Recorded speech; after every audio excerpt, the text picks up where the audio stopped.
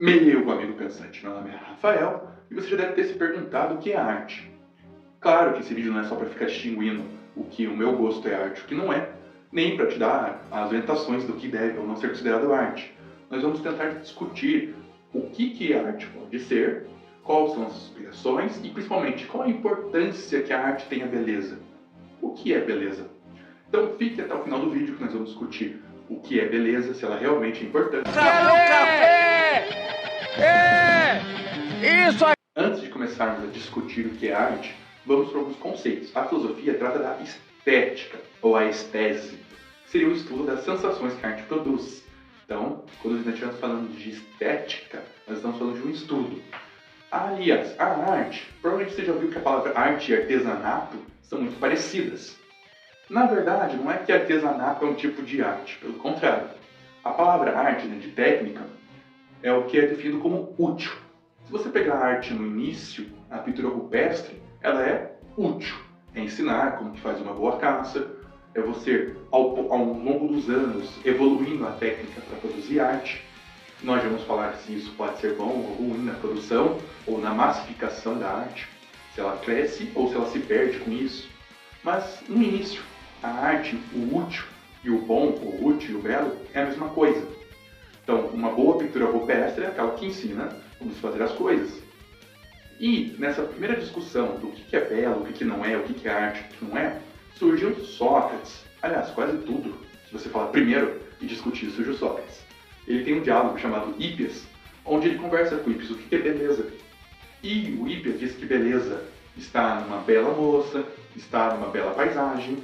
E o Sócrates diz então a moça e a paisagem são iguais, já que elas são beleza? Uma panela. Existe panela feia, existe panela bonita. Então a moça é igual a panela?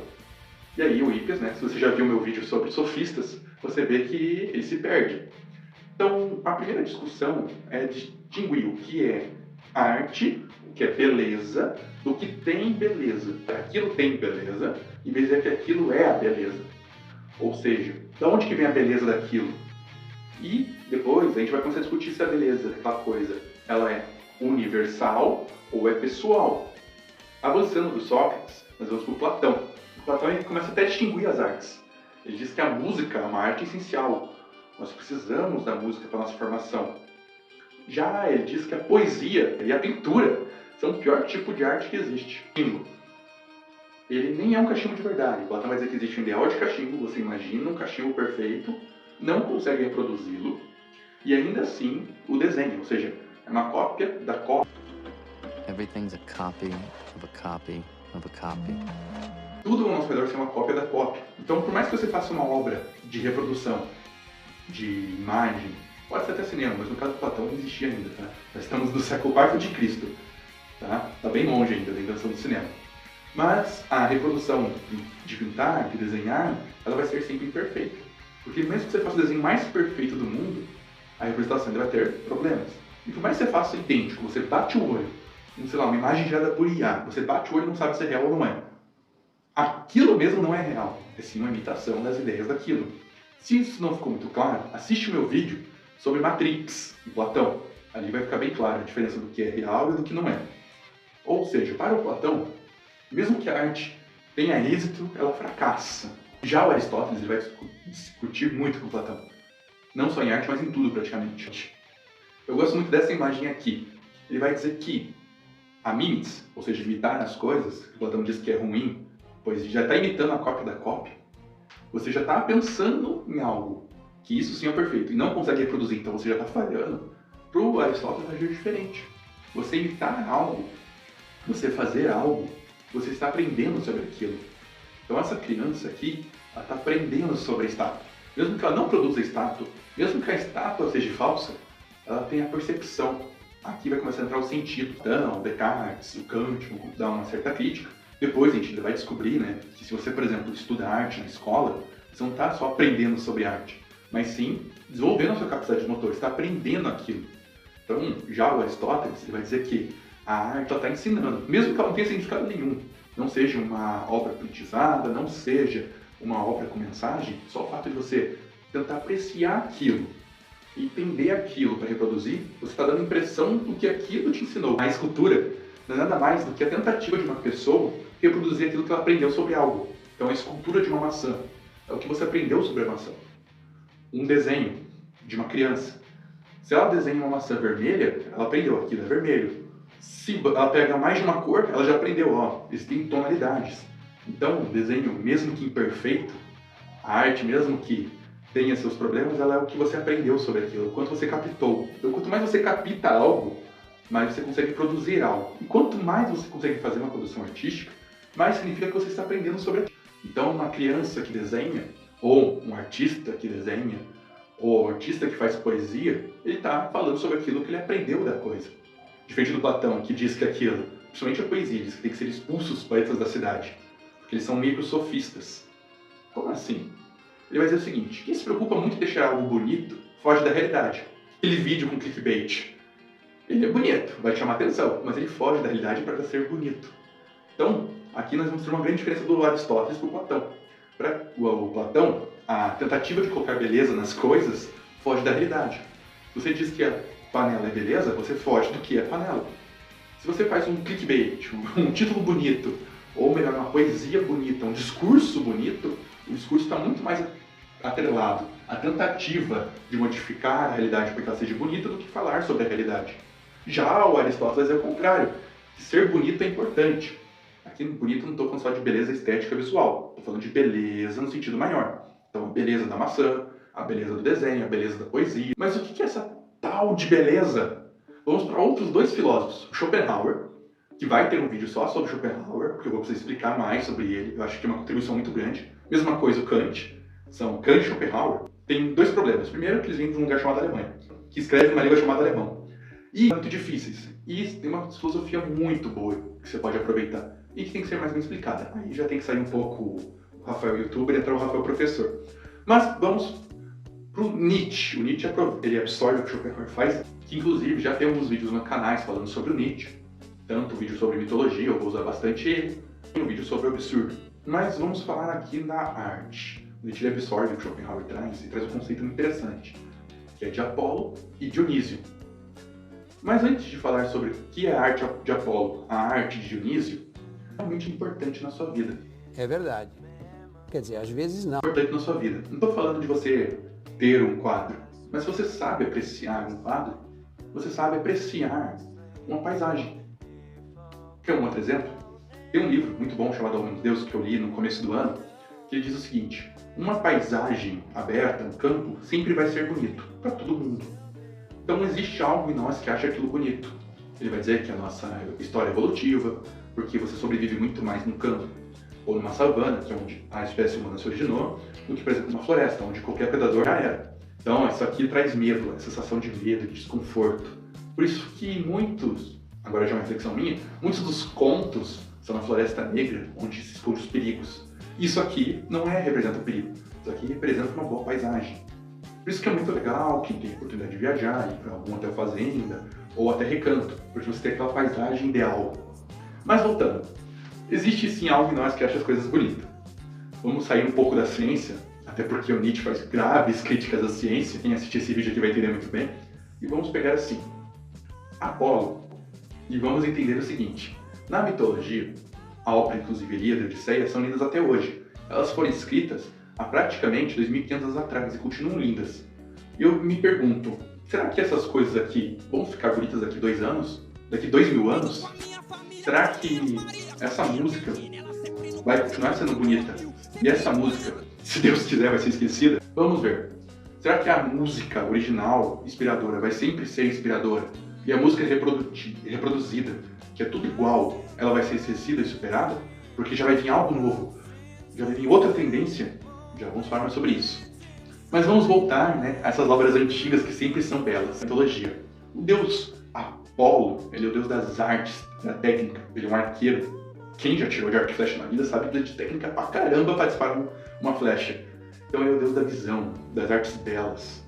Já o Dionísio é deus do vinho, ou seja, Baco. Só por título de curiosidade, a palavra bacanal é festa do Baco, ou seja, a festa das sensações, da alegria. Então ele diz que a arte ela vai ter um espectro apolínico e dionisíaco, onde o apolínico seria aquela arte perfeitinha, aquela cheia de detalhes, cheia de rebuscamento, ela vai te causar assim uma impressão, mas pela dificuldade. Os renascentistas vão chamar isso de lei do esforço. Quanto mais esforço, mais difícil é de ter algo igual, e mais difícil é alguém chegar àquela arte, então aquela arte é superior. Geralmente ele vai contra isso, ele vai dizer que a razão da vida, a força vital, que ele vai puxar bastante Schopenhauer, da vida, vem de ser vivo, de alegria, de alma. Tá no ânimo, no dionisíaco. Aquilo sim é arte. Claro que você não entende muito bem. Talvez uma música com um tambor tenha menos nome, música clássica de piano, mas você sente a emoção do tambor. Assim como os soldados marcham ao som de tambor e não ao som de piano, aquela arte ela é mais viva. Então ele vai dizer que a arte pode ser analisada não no sentido de mais técnica, mais apolínica, mas sim de mais dionisíaca. Você prefere arte mais apolínica ou dionisíaca? Ou melhor, você prefere mais arte técnica, de Apolo, aquele filme, por exemplo, Forma da Água, que é um filme, toda a cor que está naquele filme é perfeita. A cor vermelha aparece para dar um momento de tensão, a cor azul para dar aquela tristeza, a música lá é perfeita. O personagem é surdo para poder observar mais a música. O personagem é mudo porque a música daquele filme que é o que vai te interessar, não é as falas, e sim é como aquela música está perfeitamente colocada.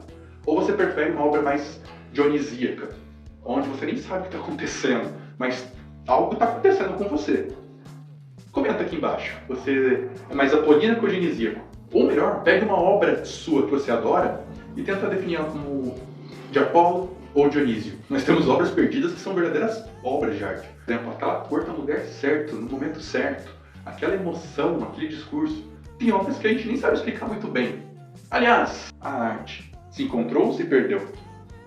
Aliás, já reparou que a arte mais antiga, ela é mais assim, principalmente a obra renascentista ou até do barroco, ela é mais técnica. E a arte moderna, ela é menos técnica. Tem até memes com isso. Eu me pergunto, a arte ela evoluindo ou involuindo? Ou será que isso não importa? Ou será que isso importa? Impressionismo. A obra de Van Gogh. Inclusive ele está no cenário em algum lugar para ele. Ela é mais fácil de reproduzir. Eu praticamente não consigo. Mas ela é mais fácil de reproduzir, por exemplo, do que outros autores. Mas por que Van Gogh é colocado por muitos como o grande pintor? Pode concordar ou discordar, mas vamos para essa análise. Porque deste prisma, ele é o grande autor. Porque a obra dele traz melancolia, o cipreste, a tristeza, as cores dele trazem tristeza. Você pode analisar assim a paleta de cores, onde do vermelho para o laranja é mais alegre, inclusive se você assistiu Divertidamente você sabe disso, e o azul para o roxo e violeta são menos emoções. Não só você teria um quadro, uma reprodução deste quadro na tua casa, ou você ter a oportunidade de visitá-lo, vai ser bom, mas se você entender isso, se deixar levar por o que aquele artista quis, vai te agregar muito mais. A arte vai ser muito mais agregadora para você. A arte vai ser mais arte, se é que pode se chamar isso. Esse vídeo nasceu de uma ideia eu estava dando aula e perguntei para meus alunos, o que vocês fizeram nas férias? E duas alunas minhas falaram que foram expulsas do museu. Bem, eu já entrei no museu armado. Só, entre aspas, era para fazer isso, era a proposta do museu e tudo mais, tá? E não fui expulso. A segurança sabia, tá? Mas, mesmo assim, eu não fui expulso. Como que duas pessoas de 14 a 13, sei lá, anos foram expulsas do museu? O Museu Schopenhauer, aqui de Curitiba, tá? Pra quem não sabe, eu sou do Sul. E aí eu fui ver essa exposição. Falei, ué, por que uma exposição do museu, símbolo da cidade, né, é tão restritiva? É meio contraditório, né? O museu público tinha que ser aberto ao público. Aí eu fui lá dar uma olhada. Só, por título de curiosidade, o Schopenhauer, muita gente acha sem graça, acha que ele só faz rabisco. Mas se você pegar a obra dele por uma outra análise, exemplo, Catedral de Brasília. A Catedral de Brasília, ela parece qualquer coisa, menos uma catedral. A Catedral de Notre Dame não tem nada a ver com a de Brasília. Mas se você olhar o que uma catedral tem, vidros altos, luminosidade que vem pelos vitrais, ali tem tudo. Então é uma catedral que parece qualquer coisa, menos uma catedral, mas é mais catedral do que qualquer catedral. É meio contraditório ao mesmo tempo. Aí que tá o genial, né? A gente vai chamar, né, na filosofia, isso de o sublime. Ou seja, o sublime da obra de um autor, sublime do Van Gogh, você vê a tristeza que o Van Gogh sentiu na obra dele. O sublime do Oscar Niemeyer é você ver que uma coisa que não parece nada com o que ela é, ao mesmo tempo tem todas as características daquela coisa. Nessa exposição tinha um setor sobre arte africana, um outro setor sobre arte da Indonésia. Essas exposições até a data desse vídeo estão lá, vale a pena conferir. e tinha uma exposição que chamava Arte e Resistência. Quando eu vejo os nomes Desconstruído, Resistência, Decolonialismo, eu já fico com o pé atrás. Enfim. E aí tinha uma pessoa, de gênero, sei lá, pendurada com a genitália exposta. Aí eu falei, agora eu sei porque que foi expulso, pela classificação indicativa. Aqui eu não vou, né, que nem eu falei no começo do vídeo, cagar regra, se isso é arte ou não é. Mas o que me chamou a atenção não foi nem o fato de que essa exposição impediu que pessoas frequentassem o museu. Deixa pra lá. Ou se é politizado, se uma pessoa recebeu dinheiro público para fazer uma propaganda política, ou agenda, ou... Não é esse vídeo. A gente pode fazer essa análise em outro vídeo. O que mais me chamou a atenção foi um texto gigantão explicando o que aquela obra significava.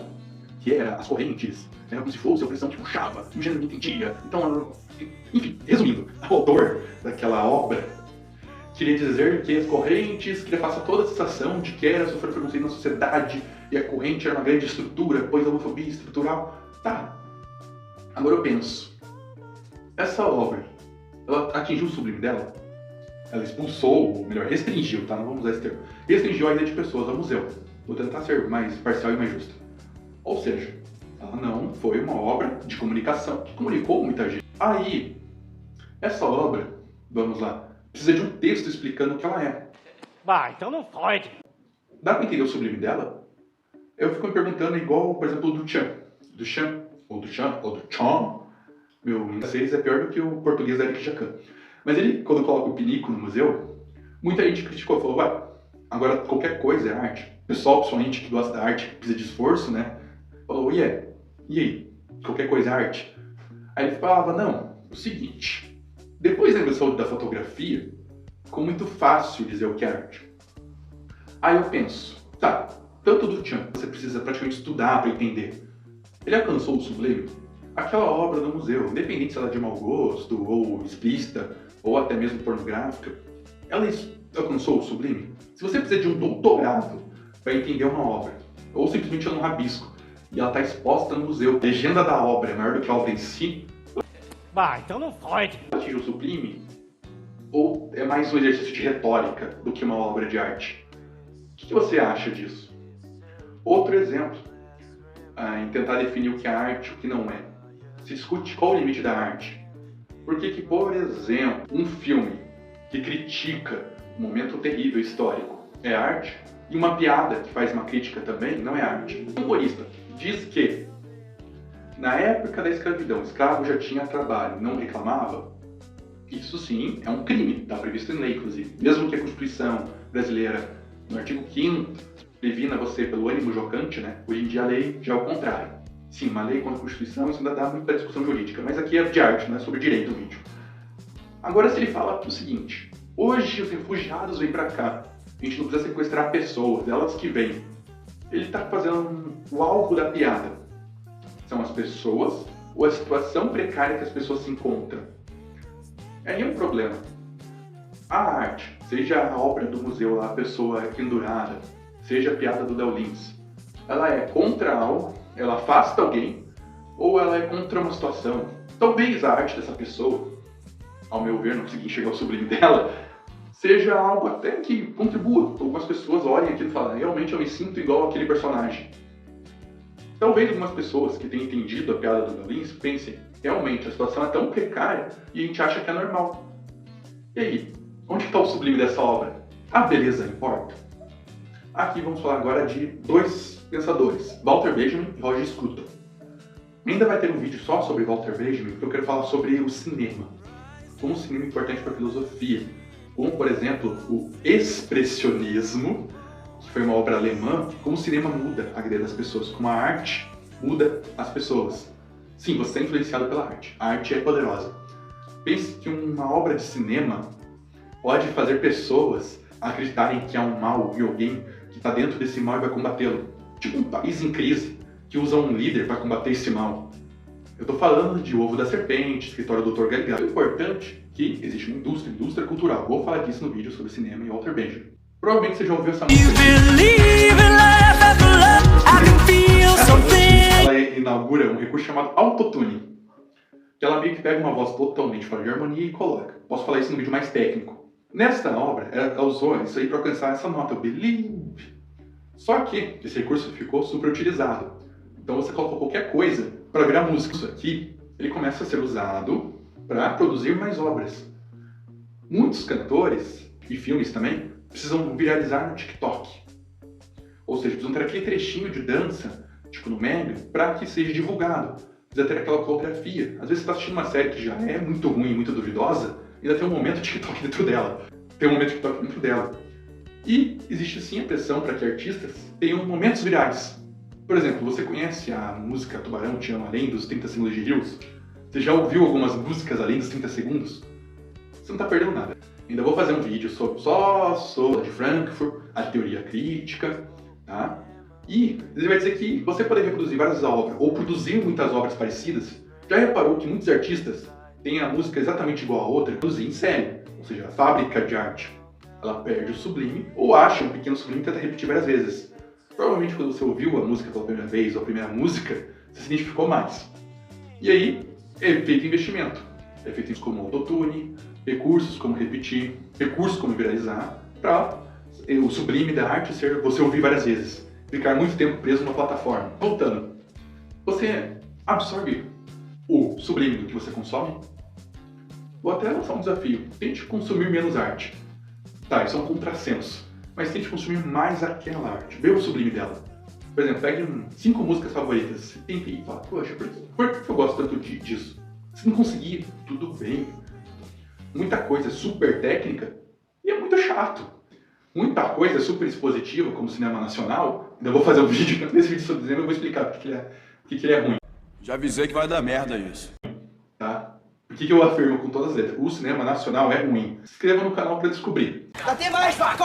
Tem mais! Só porque o cara é preto, você não cara é bandido, rapaz! Você sabe quem é a vítima dessa história? Quem é? Você. Mas você vai ver que é tudo dispositivo. Cadê o sublime? Cadê o sublime de você pegar uma obra e ficar remoendo aquilo? Existe sim uma evolução das técnicas. Tanto que se você pegar algo que há um tempo atrás era muito bonito, um gráfico bonito, depois de 10 anos vai ficar muito feio. E em vez de ir por mais realismo, você não cair no Vale da Estranheza, é feito mais artístico. Aí eu me pergunto, no meio do vídeo que a gente falou, sobre algo ser mais técnico ou mais emocionante, por que mais as animações estão indo para o traço mais cartunesco? Aquilo é bonito. Se você olhar a Branca de Neve original, ou os filmes da Disney originais, porque esse bando de remake é tudo desnecessário, eles continuam sendo bonitos. Por que dura 2.400 anos para que uma obra mitológica fique velha, fique ruim? Por que às vezes uma música clássica é clássica, tem 200 anos? Vamos jogar agora o questionamento. Primeiro, quem gosta do feio e bonito lhe parece, você consegue entender esse ditado. E segundo, se você aprende a ver o sublime de uma obra, por exemplo essa aqui, onde apreciar a luz é algo importante. Ok, guarda essa informação, você aprende a apreciar a arte. Por isso que aulas de arte na escola são boas, tanto para desenvolvimento motor e coordenação, quanto para algo a mais. O Roger Scruton vai dizer por que é importante a gente ficar produzindo arte, você apreciar a arte. O sol amanhece. E se ela olhar o sol amanhecendo entre 2 prédios e falar, nossa, que ângulo de luz perfeito. Ou seja, apreciar a arte faz ela apreciar a vida. E se você estiver no seu dia a dia, aquele monte de prédios, aquelas coisas, aquela arquitetura meio, que não deixa a luz passar, e você de repente vai no parque e vê uma paisagem. O que aquilo pode fazer bem? Porque agora tem sublime na sua vida. Então a arte importa sim, o sublime importa sim. Então, aprecie. Cuidado com as obras muito virais. Se você está preso nelas, é porque isso é proposital, tá? As outras obras atingem o sublime. Aliás, é por isso que eu fiz esse canal, refletir sobre o que gosta. Um dorama pode ser sublime, uma saga de filmes pode ser sublime, ela pode falar sobre o bem e o mal, que nem eu já citei ela em vários vídeos. Um anime pode ser sublime. Então, se você gosta de ver o sublime nas coisas, ou refletir sobre o que gosta, peço que se inscreva no canal, porque tem uma coisa que sempre vai ser linda. Não importa o que aconteça, isso sempre vai ser belo, que é o seu like. Dá um like no vídeo, sempre vai ser belo. Você quer discutir sobre a beleza das coisas, sobre o sublime das coisas? Eu demoro um pouco, mas sempre respondo os comentários. Peço que se inscreva, veja a análise das obras, discuta comigo. Por isso que eu adoro os comentários, peço tanto para que vocês comentem. Pra gente ver, talvez, eu já vi um comentário como esse que me ajuda muito a ver o sublime de uma coisa que eu já tinha assistido esse anime, E agora eu vi o quanto ele é sublime para uma outra discussão que eu quero trazer. Problema não tem. Mas, diferente de isso aqui é bom, isso aqui é ruim, como eu disse, não quero cagar regra, analise você as artes que você consome. Saiba você o que é o sublime. Procure o sublime. O Kant vai dizer que existe uma relação entre o objeto e o observador do objeto. Tenta descobrir qual é a relação do que você observa com o que você é. Teórico ou gosta de consumir arte que te indicam, com essa cagação de regra que às vezes eu faço, como diria o Kant, o sublime está também no observador. Por isso que eu sempre digo, pense só.